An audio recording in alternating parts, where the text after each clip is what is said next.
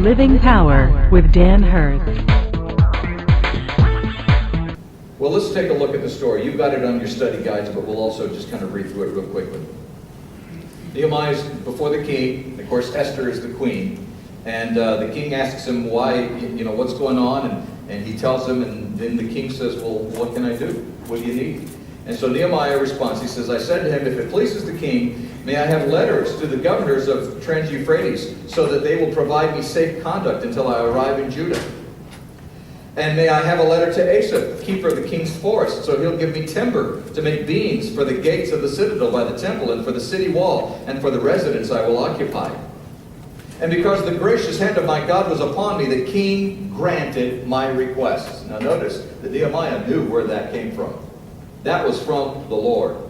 God's will, done God's way, never lacks for God's provision.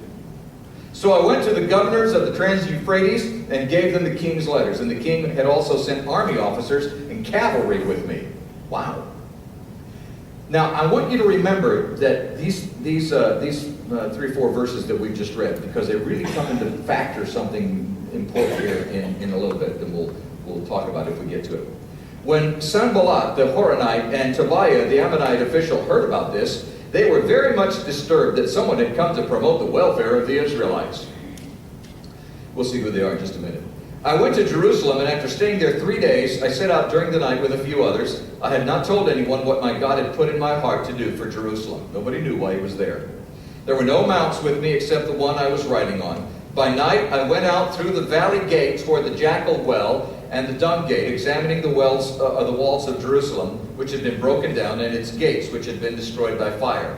Then I moved on toward the Fountain Gate and the King's Pool. There was not enough room for my mount to get through. So I went up to the valley by night, examining the wall. Finally, I turned back and re-entered through the valley gate. The officials did not know where I had gone or what I was doing, because as yet I had said nothing to the Jews or the priests or the nobles or officials or any others who would be doing the work. Then I said to them, he gathers them all together, and he says, you see the trouble we're in?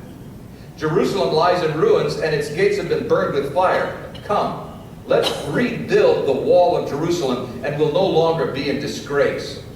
And then, this is so important, I also told them about the gracious hand of my God on me and what the king had said to me.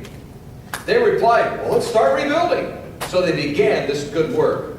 But when Sanballat the Horonite, Tobiah the Ammonite official, and Geshem the Arab heard about it, they mocked and ridiculed us. What is this you're doing, they asked. Are you rebelling against the king? I answered them by saying, the God of heaven will give us success.